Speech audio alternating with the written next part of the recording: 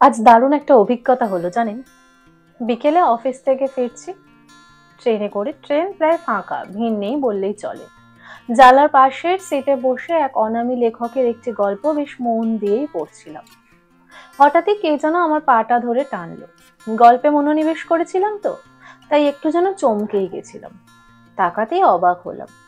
দেখলাম একটা মায়াবী মুখ আমার দিকে তাকিয়ে হাত পেতেছে। লক্ষ্য করে দেখলাম ওনার একটা পা নেই, আর একটা পা যদিও বা আছে সেটাও অকেজো। হাতের ওপর ভর দিয়ে বসে বসেই হাঁটতে হয়। দেখে খুব মায়া লাগলো। বয়স ওই 50 কিংবা তার একটু কম বেশি হবে। আমি সাহায্য করলাম আমার সাধ্য মতো। আমার আশেপাশের অনেকেই তাদের সাধ্য মতো 2 টাকা 5 টাকা দিলেন, আবার কেউ কেউ বা দিলেনও না। ঠিক সেই সময় আরো একজন উঠলেন। উনিও ভিক্ষা করেন। ওনাকে আমি আবার চিনি, আমার যাতায়াতের পথে ওনাকে আমি প্রায়ই দেখি। তো যার পা নেই সেই ব্যক্তিটি ভিক্ষা করছেন বলে উনি আর এই কামরায় ভিক্ষা করলেন না। কিছুক্ষণ পরে দেখলাম উনিও ওনার ঝোলা থেকে একটা 5 টাকার কয়েন বার করে এই পা নেই ব্যক্তিটিকে দিলেন। এই ব্যক্তিটি টাকাটা কপালে ঠেকিয়ে সামনের দিকে এগিয়ে গেলেন, আর উনি ঠাঁই দাঁড়িয়ে রইলেন। আমি অনেকক্ষণ থেকেই ব্যাপারটা লক্ষ্য করছিলাম।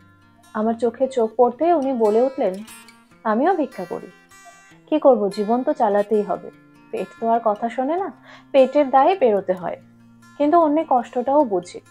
আমার তো তবু পা আছে, আমি দৌড়ে হেঁটে যে করি হোক পরের কামরায় চলে যেতে পারবো। কিন্তু ওর তো পা নেই, ও যেতে পারবে না। যে কাজটা আমার কাছে কষ্টের সে কাজটাই ওর কাছে আরো অনেক বেশি কষ্টের। একটু না হয় ভাগ করেই খেলাম। বলেই দৌড়ে চলে গেল পরের কামরার উদ্দেশ্যে। আমি কিছুক্ষণ হাঁ করে তাকিয়ে রইলাম। কয়েকটা মাত্র কথা, কিন্তু আমাকে যেন ভীষণ ভাবে নাড়িয়ে গেল। ভিখারি হতে পারে, কিন্তু মানবিক মনটা এখনো নষ্ট হয়ে যায়নি। ভাবলাম সত্যিই তো, মানুষ মানুষের জন্য। চলার পথে একজন সত্যিকারের মানুষের দেখা পেলাম।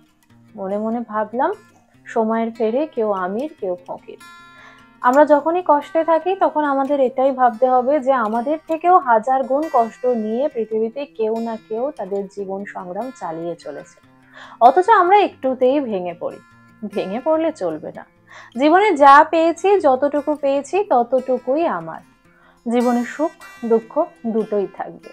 কষ্টের সাথে দুঃখের সাথে সংগ্রাম করার নামই হলো জীবন।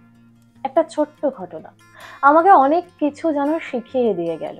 আমাদের সবার এই উপলব্ধিটা হোক যে যতই আমরা কষ্টে থাকি না কেন, আমাদের জীবন থেকে মানবিকতা বোধটা যেন হারিয়ে না যায়। মানুষ তো মানুষেরই জন্য, তাই না?